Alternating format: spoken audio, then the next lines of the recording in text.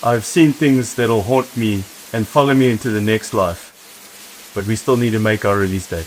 When you gaze into the abyss long enough, the abyss gazes back into you. We gazed into the abyss, but will we come back?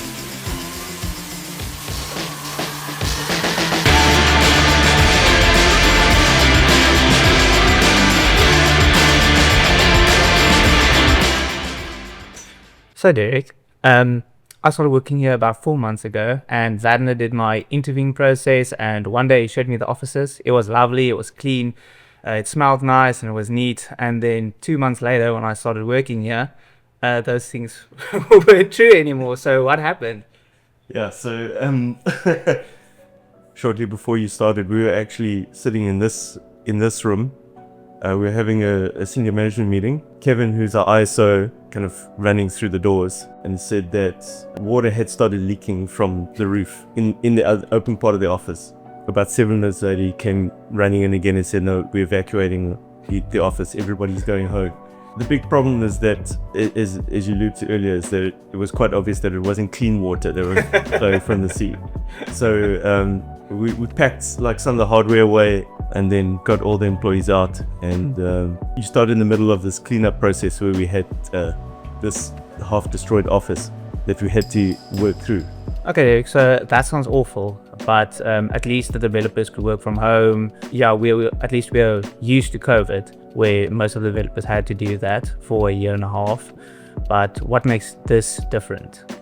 Definitely, remote work is great, especially I think for developers that need like a good place where you can have a lot of deep thinking time.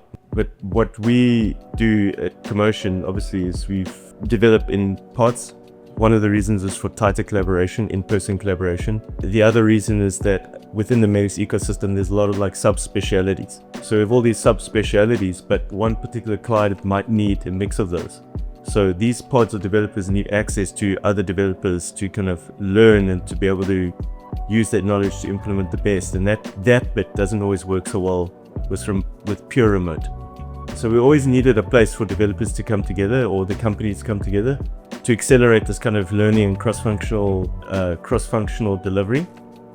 But also a key component of who we are is our culture.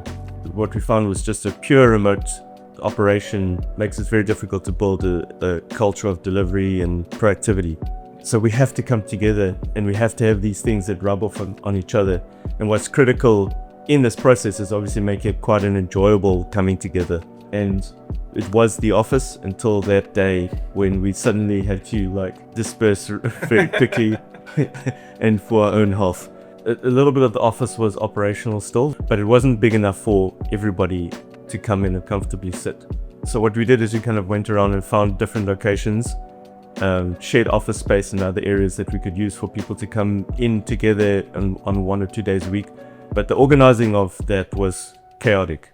Poor Renee, she had to send out team messages virtually every day just to say who booked what desk or who would be coming in or who even had the boardroom. So we've kind of found ways of still coming together, which is important, but they were completely inefficient and completely manual. And as developers, that drives us nuts if we have to use stuff manually. So we needed an application or some solution or some automated way of handling this problem that we're facing, and how we could actually get people together in a manageable way, an efficient way.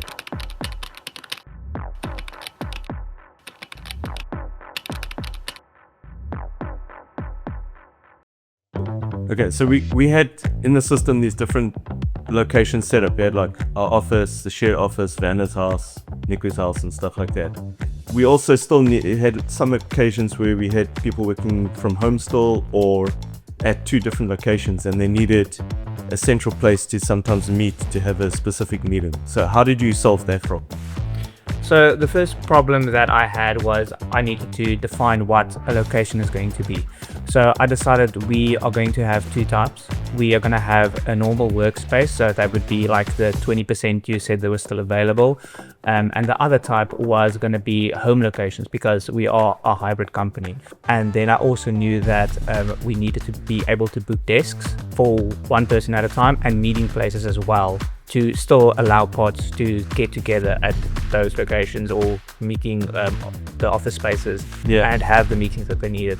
And so the first round of features, you catered for all of that so that we could at least know that we were going to work here or at the shared space or at Vander's house. So every now and again we had a scenario where multiple people book for a specific venue thinking that they have one particular desk. So they kind of like double booked the desk by accident. So how did you go about solving that problem? We had to create a booking desk that allowed people to see the calendars of other users on the system and also specific desks and when they are booked in or not booked. But like I mentioned previously, there's two types of desks. There's the public ones that would be at public locations that everyone can access, and there would also be private ones for people that want to work remote from home. And a big thing is that the system should not allow people to book desks at people's homes. Otherwise, we can run into some strange situations. So you're only allowed to see your own private locations and those desks, and you're only allowed to book them. No one else can book them.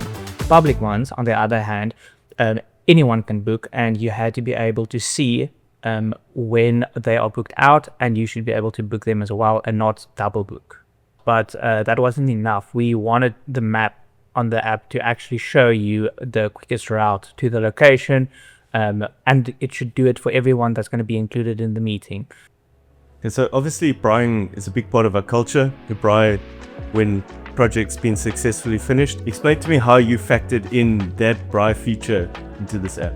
So on the home screen, you'll see a very big red button that says Brian on it. And what it does is when you click on it, it will show you a map and route you directly to wherever Vader is. And that's where the Braai is going to be. Yeah, because Van is the Braai master, basically. But Vader is the Braai master. Okay, cool.